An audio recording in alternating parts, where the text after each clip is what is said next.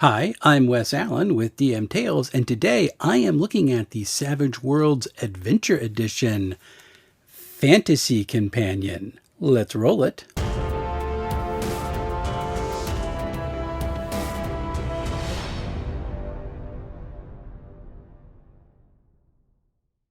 Now, before I begin, I do want to point out that I did receive a review copy of this book from Pinnacle Entertainment Group. I would like to thank them for allowing me this opportunity to review this product, along with some other things that came in the box related to it. I will probably do some shorts on that in the coming week, but I received no other compensation except the products to review in exchange for my free and my fair review, as I always give. Let's continue. So the Savage Worlds Adventure Edition Fantasy Companion is a beautiful looking book. Comes in at 274 pages, although the last page of content is on 272, which is a character sheet for the system. It is a stitched binding, beautiful, and should hold up really well. Unfortunately, it doesn't come with a book ribbon. It comes with 3 book ribbons. This is actually, I think, my new favorite book just for that reason alone. I love book ribbons, and to put 3 book ribbons on a book actually had me doing a little dance when I opened it out of the box. That was really nice. The cover art is stunning, and the interior cover pages, both the front and the back, duplicated, but with a wider field of view, so it gives this huge look at this neat scene in the cover art. It is utterly beautiful. It is also 6x10, the Royal Octavo format that matches the Savage Worlds Adventure Edition core rulebook. So it's going to sit really nice next to that book on the shelf. That's really cool. All in all, this is a gorgeous and well-constructed book that anyone who collects for Savage Worlds should definitely consider putting on their shelf. One of the interesting things about this book is that it does not follow the core rulebook's skeuomorphic design, at least mostly not. There's still some hints of it, but everything is a lot more subtle. There's a parchment-like background around the page edges, and this gradient blends to an off-white color in the center text area. And callouts have a rough paper outline, but again, the effect is very subtle. References to other books are tan with gold decorations at the top and the bottom, and player advice and info are a light blue background with a silver metallic border at the top and bottom. And interesting, there's this turquoise colored crystal in the top. Footers have the same turquoise crystal in the outer margins with the page number in it. Headers have the book title on the left and the chapter title on the right in simple text. They're very simple, very clean, and they are functional, and that's basically what you want in a header. Block quotes are really cool because it has the spilled ink texture behind it. It almost looks like someone spilled a potion contents, right? And then it has the text in the foreground with this thin black outer glow in it. It is a really neat effect, and having an outer glow black color that fades out is one of my favorite text effects to do. You can see it in most of my thumbnails, for example, and so it's really neat to see someone else appreciating that style of text and helping it pop out on a page. I really appreciate it. So headings are lovely and come in with several different forms. Chapter headings take up 1/3 of a page, and they are red outline text with subtle borders, and there's a gold frame parchment around it, which is utterly beautiful. Section titles are a deep maroon background with metallic decorations on the left and right borders, and it's white text with a black outline. It feels a little bit like an unfurled scroll, which is one of those hints to skeuomorphic design that's not really hitting you over the head with this book, but it's still present. It's a nice way to riff off of Savage Worlds' core rulebook without emulating the same design style. So lower level headings are just a simple serif font, and the top level headings will have a thick line underneath that goes the width of the text area. The body text itself is also a nice simple serif font. Everything is just really clean to read.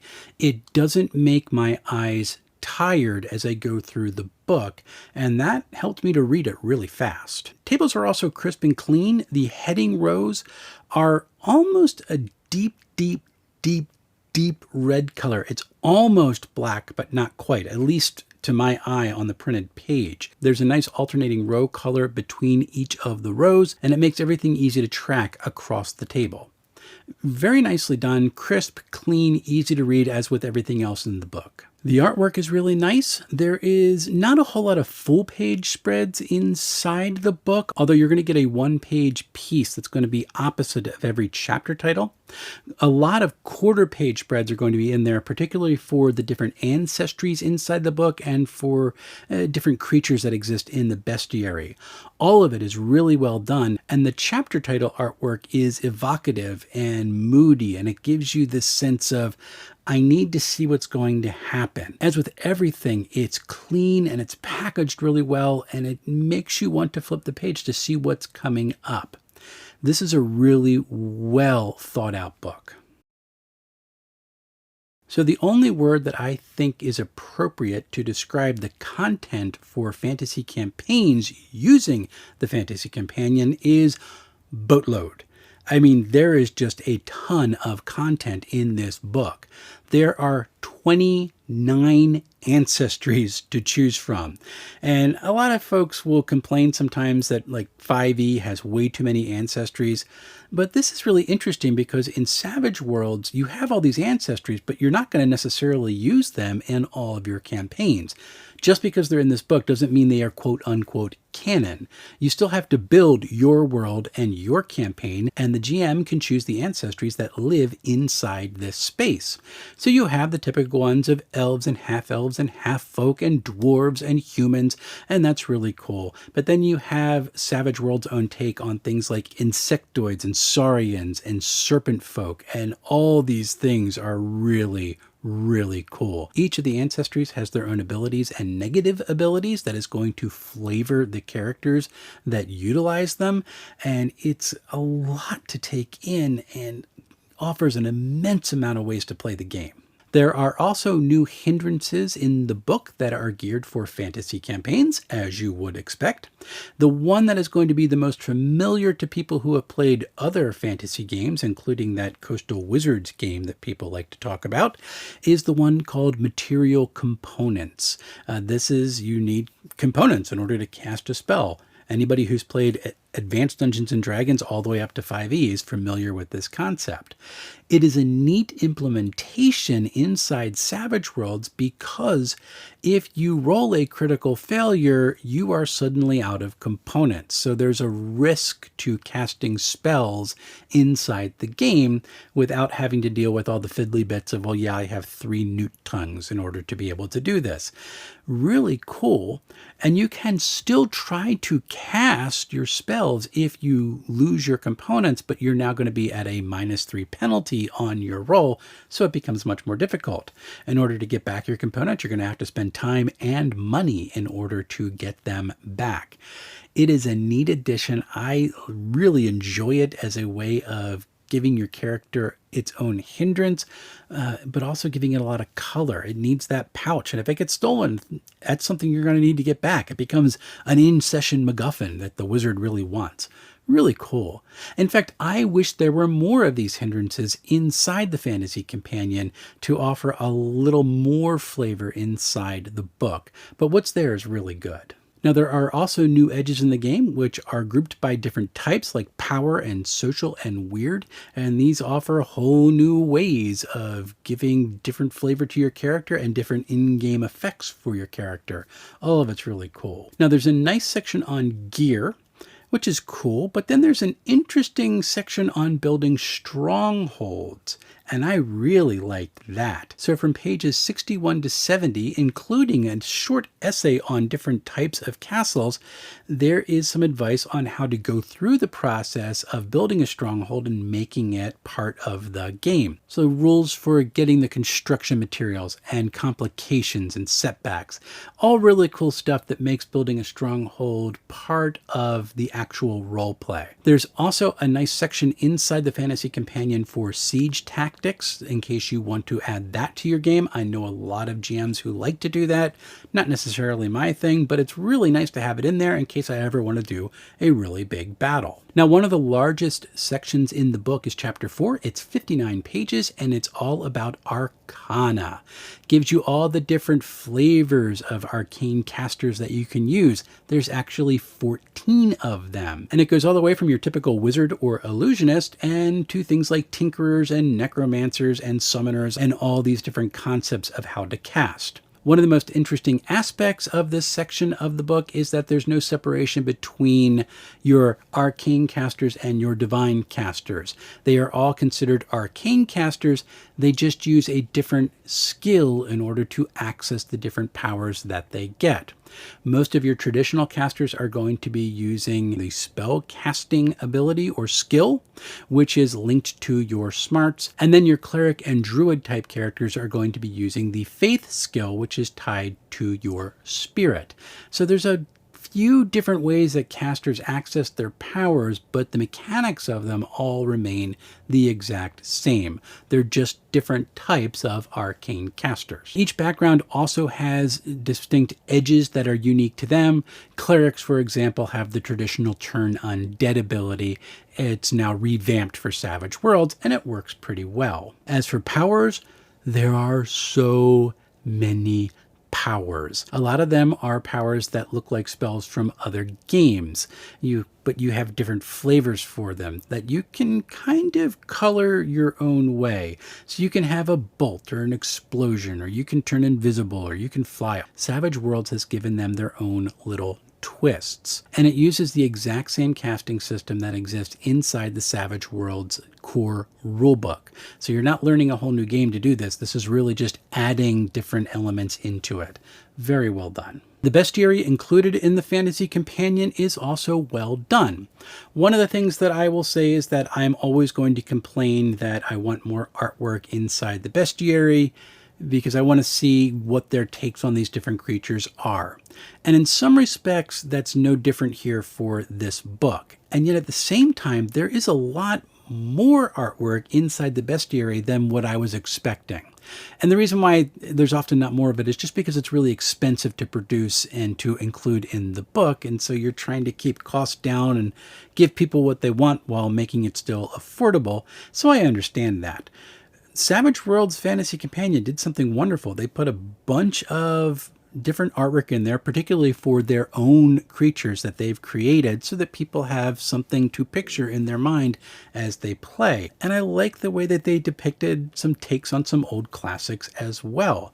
I could always use more in the bestiary, but they did a really good job. The book ends with a couple of appendices. The first of these is about world building.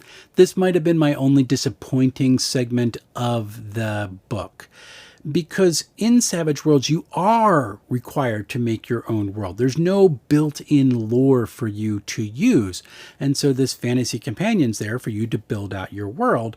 I would have liked to seen that included more inside the regular part of the book and not as a short essay add-on at the end that give you practical steps on how to build out a world and how to make it feel like it's a living and breathing space. Maybe not as intense as Worlds Without Number, which is hundreds of pages of teaching people how to do that, but 10 or 12 pages with some key steps and maybe a table or two, that would have been more helpful, I think, than just a short essay at the end. Again, that's one of the only issues that I have with the book. I want to see more of that and to see what Savage Worlds' take on creating a world for fantasy would look like. Don't quite get that with this short appendix.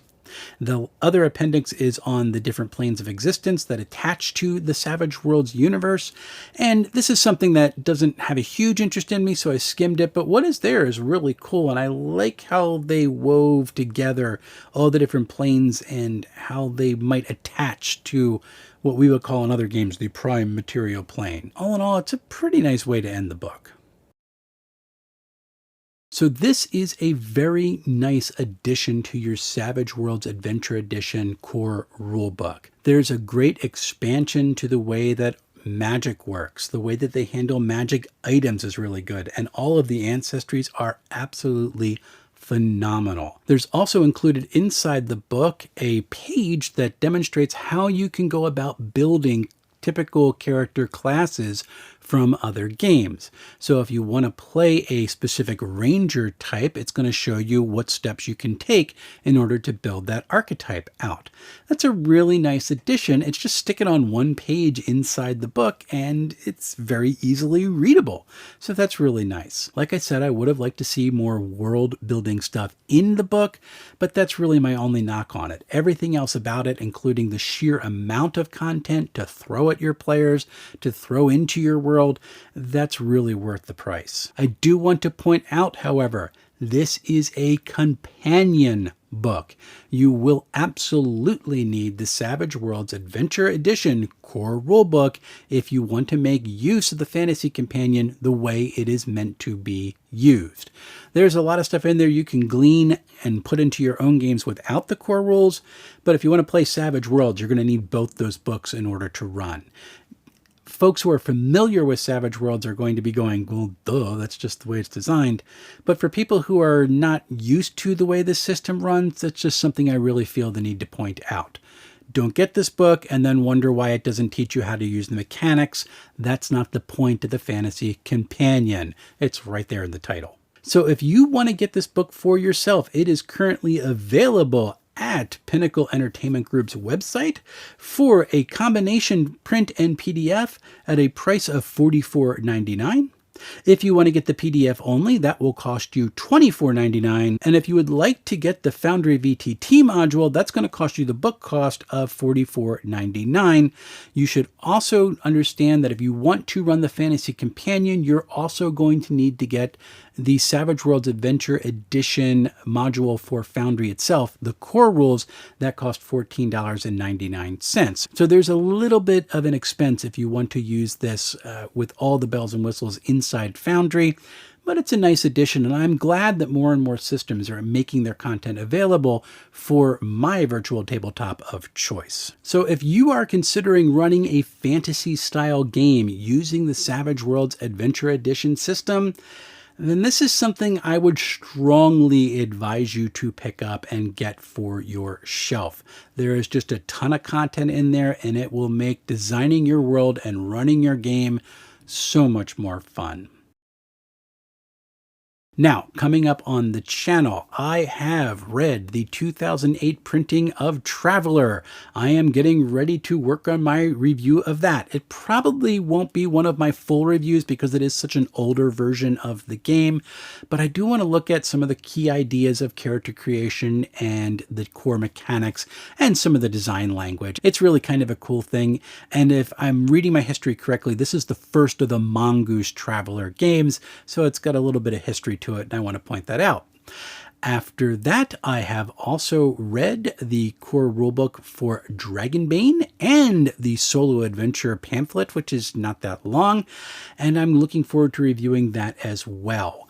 Going to be doing some shorts on some of the other things that came with the Pinnacle Entertainment box to deal with the Fantasy Companion, as well as some of the items from the Dragonbane box that have come out. I'm also considering doing maybe a solo play using the Dragonbane supplement just to have some fun for an hour or two here or there. Might be something worth checking out. Let me know if you're interested in that. I have also just started reading the Fantasy Age 2nd Edition core rulebook. I'm looking forward to digging into that as well. I've got a lot going on, including some interviews that I am looking forward to revealing to all of you as soon as they get settled. So until we see each other again, folks, happy playing, everyone.